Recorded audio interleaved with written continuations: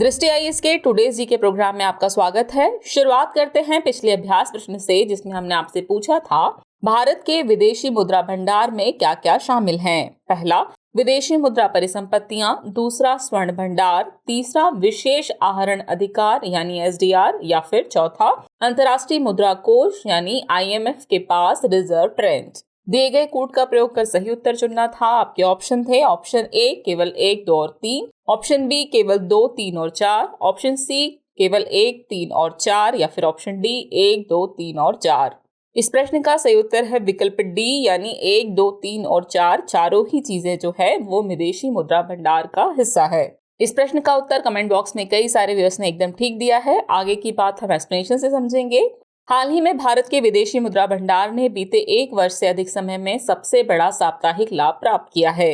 विदेशी मुद्रा भंडार केंद्रीय बैंक द्वारा विदेशी मुद्रा में आरक्षित संपत्ति है, जिसमें बॉन्ड, ट्रेजरी बिल और अन्य सरकारी प्रतिभूतियां शामिल हैं। भारत के विदेशी मुद्रा भंडार में विदेशी मुद्रा परिसंपत्तियां, स्वर्ण भंडार, विशेष आहरण अधिकार यानी एसडीआर और अंतर्राष्ट्रीय मुद्रा कोष यानी आईएमएफ के पास रिजर्व ट्रेंच को शामिल किया जाता है।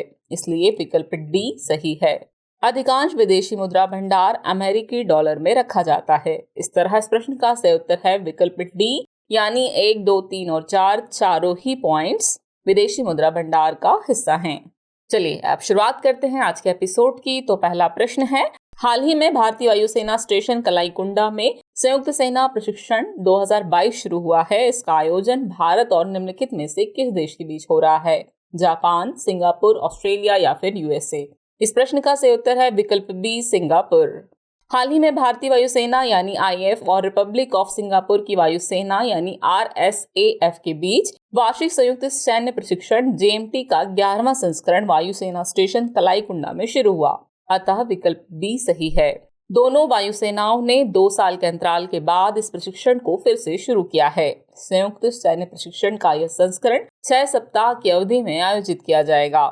रिपब्लिक ऑफ सिंगापुर की वायुसेना F-16 विमान के साथ संयुक्त सैन्य प्रशिक्षण 2022 में भाग ले रही है, जबकि भारतीय वायुसेना Su-30 MKI, जगुआर, MiG-29 और लाइट कॉम्बैट एयरक्राफ्ट तेजस के साथ अभ्यास में शामिल हो रही है। इस तरह इस प्रश्न का सही उत्तर है विकल्प बी सिंगापुर। चलिए अगला प्रश्न देखते हैं। अटल इनोवेशन मिशन के संबंध में निम्नलिखित कथनों पर विचार कीजिए। पहला कथन है, इसे विज्ञान और प्रौद्योगिकी मंत्रालय द्वारा लॉन्च किया गया है। कथन 2 है, इसे वर्ष 2015 में लॉन्च किया गया था। उपरोक्त में से कौन सा या कौन से कथन सही नहीं है या फिर है? केवल 1, केवल 2, 1 और 2 दोनों, और न तो 1 न ही 2। इस प्रश्न का सही उत्तर है विकल्प सी 1 और 2 दोनों, यानी दोनों ही कथन जो है सही नहीं है। चलिए एक्सप्लेनेशन से बात समझते हैं। हाल ही में अटल इनोवेशन मिशन यानी AIM के तहत नीति आयोग ने coffee table book innovation for you का 4था संस्करण लॉन्च किया। यह संस्करण भारत की 75 सफल महिला उद्यमियों की विशेषताओं को बताता है। अटल इनोवेशन मिशन की बात करें तो इसे नीति आयोग द्वारा लॉन्च किया गया है। यह देश में नवाचार और उद्यमिता की संस्कृति को बढ़ावा देने के लिए भारत सरकार की प्रमुख पहल है। अतः कथन 1 सही नहीं है। इस दिशा में यह मिशन स्कूलों में समस्या समाधान की नवीन मानसिकता का निर्माण सुनिश्चित करने के साथ साथ विश्वविद्यालयों, अनुसंधान संस्थानों, निजी और एमएसएमई क्षेत्र में उद्यमिता का वातावरण निर्माण करने का कार्य कर रहा है।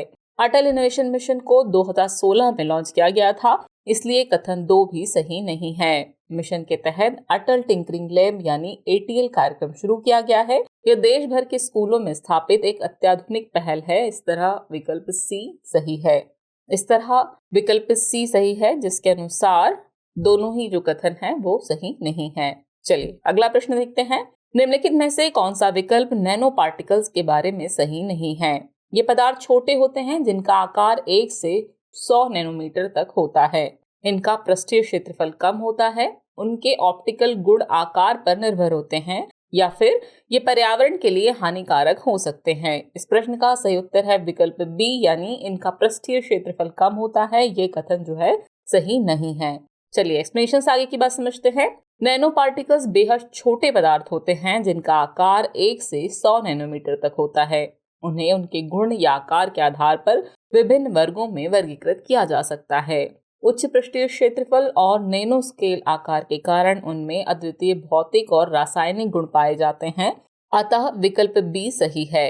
उनके ऑप्टिकल गुण आकार पर निर्भर होते हैं, जो दृश्य क्षेत्र में अवशोषण के कारण अलग अलग रंग प्रदान करते हैं। उनकी प्रतिक्रियाशीलता, कठोरता और अन्य गुण भी उनके अद्वितीय आकार और संरचना पर निर्भर करते हैं। सीसा, पारा और टीन के भारी धातु के नैनोकणों को इतना कठोर और स्थिर बताया गया है कि उनका क्षरण आसानी से नहीं हो सकता है, जिससे कई पर्यावरणीय नुकसान संभव हैं। इस तरह इस प्रश्न का सही उत्तर है विकल्प बी, इनका पृष्ठीय क्षेत्रफल कम होता है। यह कथन जो है वो सही नहीं है। चलिए अगला प्रश्न देखते हैं। जनहित याचिका यानी पीआईएल की अवधारणा की उत्पत्ति निम्नलिखित में से किस देश में हुई? यूनाइटेड किंगडम, संयुक्त राज्य अमेरिका, फ्रांस या फिर कनाडा? इस प्रश्न का सही उत्तर है विकल्प बी, संयुक्त राज्य अमेरिका। जनहित याचिका यानी पीआईएल की अवधारणा की उत्पत्ति और विकास संयुक्त राज्य अमेरिका में हुई, अतः विकल्प बी सही है। संयुक्त राज्य अमेरिका में इससे पहले गैर प्रतिनिधित्व वाले समूहों और हितों को कानूनी प्रतिनिधित्व प्रदान करने के लिए लाया गया था। इसके पीछे मान्यता यह थी कि सामान्य कानूनी सेवाएं आबादी के खास वर्गों और उनके महत्वपूर्ण हितों के बीच कानूनी सेवाएं प्रदान करने में विफल रही हैं। भारत में जनहित याचिका सर्वोच्च न्यायालय की न्यायिक सक्रियता की देन है। यह 1980 के दशक की शुरुआत में विकसित हुई। न्यायमूर्ति वीआर कृष्ण अय्यर और न्यायमूर्ति पीएन भगवती जनहित याचिका की अवधारणा के अग्रदूत थे। जनहित याचिका को सोशल एक्शन लिटिगेशन यानी SAL, सोशल इंटरेस्ट लिटिगेशन यानी SIL और क्लास एक्शन लिटिगेशन यानी CAL के रूप में भी जाना जाता है। इस तरह इस प्रश्न का सही उत्तर है विकल्प बी, संयुक्त राज्य अमेरिका। अगला प्रश्न है, इनसाइट मिशन किस ग्रह के आंतरिक अन्वेषण के लिए डिजाइन किया गया है? बुध, शुक्र, मंगल या फिर बृहस्पति? इस प्रश्न का सही उत्तर है विकल्प सी, मंगल। चलिए एक्सप्लेनेशन से बात समझते हैं। मंगल की सतह पर लगभग 4 साल बिताने के बाद नासा का इनसाइड लैंडर अपनी सेवा के आखिरी चरण में है, क्योंकि लैंडर के सौर पैनलों पर उड़ने वाली धूल के कारण अंतरिक्षयान की बिजली उत्पादन में गिरावट आ रही है, अतः विकल्प सी सही है। इनसाइट भूकंपीय जांच, जियोडेसी और हीट ट्रांसपोर्ट का उपयोग करके मंगल ग्रह की आंतरिक खोज के लिए बनाया गया लैंडर है। इसे 4.5 अरब साल पहले मंगल ग्रह के बनने के बाद से पहली विस्तृत जांच के लिए डिजाइन किया गया है। यह मंगल के आंतरिक भाग, क्रस्ट, मेंटल और कोर का गहराई से अध्ययन करने वाला पहला बाहरी अंतरिक्ष रोबोट एक्सप्लोरर है। यह अंतरिक्ष विज्ञान मिशन के नासा के डिस्कवरी कार्यक्रम का हिस्सा है। इसे वर्ष 2018 में लॉन्च किया गया था। इस तरह इस प्रश्न का सही उत्तर है विकल्प सी, मंगल।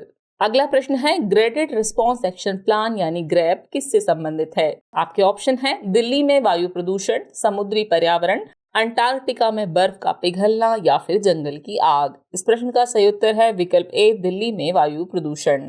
ग्रेडेड रिस्पांस एक्शन प्लान आपातकालीन उपायों का एक सेट है, जिसे दिल्ली एनसीआर क्षेत्र में वायु की गुणवत्ता लगातार गिरने पर अपनाया जाता है, इसलिए विकल्प ए सही है। 2016 में सुप्रीम कोर्ट द्वारा स्वीकृत और 2017 में अधिसूचित यह योजना राज्य सरकार के प्रतिनिधियों और विशेषज्ञों के साथ पर्यावरण प्रदूषण रोकथाम और नियंत्रण प्राधिकरण यानी EPCA की कई बैठकों के बाद तैयार की गई है।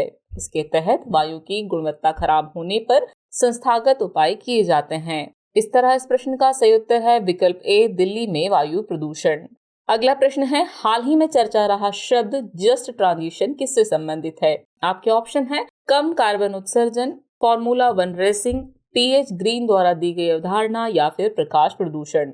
इस प्रश्न का सही उत्तर है विकल्प ए, कम कार्बन उत्सर्जन। चलिए एक्सप्लेनेशन देखते हैं। जस्ट ट्रांजिशन शब्द का प्रयोग कम कार्बन उत्सर्जन वाली अर्थव्यवस्था की ओर शिफ्ट होने वाले देशों के वर्णन करने के लिए किया जाता है। इस शिफ्टिंग में श्रमिकों, समुदायों और उपभोक्ताओं के लाभों को अधिकतम रखते हुए जीवाश्म ईंधन से दूर जाने के सामाजिक और आर्थिक अवरोधों को कम किया जाता है, इसलिए विकल्प ए सही है। इस तरह इस प्रश्न का सही उत्तर हुआ विकल्प ए, कम कार्बन उत्सर्जन। अगला प्रश्न है, पर्यावरण के संदर्भ में सामान्य लेकिन विभेदित उत्तरदायित्व यानी CBDR सिद्धांत किस समझौते में पेश किया गया था? पेरिस समझौता, क्योटो समझौता, नागोया प्रोटोकॉल या फिर किगाली समझौता। इस प्रश्न का सही उत्तर है विकल्प बी, क्योटो समझौता। क्योटो समझौते में सामान्य लेकिन विभेदित उत्तरदायित्व यानी CBDR का सिद्धांत पेश किया गया था। इसमें कहा गया है कि विकसित देशों को, जिन्होंने अपनी अर्थव्यवस्थाओं का निर्माण करते हुए अतीत में अधिक कार्बन उत्सर्जन किया है, उन्हें जलवायु परिवर्तन से लड़ने का अधिक भार उठाना चाहिए। इसलिए विकल्प बी सही है। पेरिस समझौते ने तीव्र विकासशील प्रमुख अर्थव्यवस्थाओं जैसे चीन और ब्राजील को उत्सर्जन में कटौती के वैश्विक प्रयास में शामिल होने की मांग की। हालांकि इसके लिए उन्हें अपने उत्सर्जन में कटौती करने के लिए कोई तत्काल प्रतिज्ञा करने की आवश्यकता नहीं है। इस तरह इस प्रश्न का सही उत्तर है विकल्प बी, क्योटो समझौता। अगला प्रश्न है, अफीम के संदर्भ में निम्नलिखित कथनों पर विचार कीजिए। कथन 1 है, यह स्ट्रीट ड्रग हेरोइन के निर्माण के लिए आवश्यक घटक है। कथन 2 है, ज़कात अफगानिस्तान में अफीम पर दिया जाने वाला कर है। उपरोक्त में से कौन सा या कौन से कथन सही है या फिर है केवल एक, केवल दो, एक और दो दोनों, और न तो एक न ही दो। इस प्रश्न का सही उत्तर है विकल्प सी, यानी एक और दो दोनों ही कथन सही हैं। चलिए एक्सप्लेनेशन देख लेते हैं। हाल ही में अफगानिस्तान में अफीम की खेती नवीनतम निष्कर्ष और उभरते खतरे के नाम से अवैध अफीम व्यापार पर रिपोर्ट जारी हुई। अगस्त 2021 में तालिबान की सत्ता में वापसी के बाद से यह अवैध अफीम व्यापार पर पहली रिपोर्ट है। इसे ड्रग्स एंड क्राइम पर संयुक्त राष्ट्र कार्यालय यानी UNODC द्वारा जारी किया गया। अफीम स्ट्रीट ड्रग हेरोइन के निर्माण के लिए आवश्यक घटक है और मेडिकल प्रिस्क्रिप्शन ओपियोइड का वर्ग है, जिस पर दुनिया भर में लाखों लोग दर्द की दवा के लिए भरोसा करते हैं। इसलिए कथन 1 सही है। ओपियोइड का भी दुनिया भर में तेजी से दुरुपयोग बढ़ रहा है, जिससे संयुक्त राज्य अमेरिका जैसे देशों में इसकी लत की व्यापक समस्या पैदा हो रही है। UNODC के निष्कर्षों के अनुसार अफगानिस्तान में अफीम पोस्त की खेती में पिछले वर्ष की तुलना में 32% की वृद्धि हुई है। अफगानिस्तान में अफीम पर 10% ज़कात लगाया जाता है, जो पहले गांव के नेताओं को दिया जाता था। हालांकि अब इसे तालिबान के खजाने में भेजा जाने लगा है। इसलिए कथन 2 भी सही है। इस तरह इस प्रश्न का सही उत्तर है विकल्प सी, जिसके अनुसार 1 और 2 दोनों ही कथन सही हैं। चलिए अब हम पहुंच चुके हैं एपिसोड के आखिरी प्रश्न पर। तो आखिरी प्रश्न है, कला और संस्कृति के संदर्भ में अल्पना शब्द संबंधित है लोक नृत्य से, मार्शल आर्ट से, लोक संगीत से या फिर रंगोली के एक रूप से।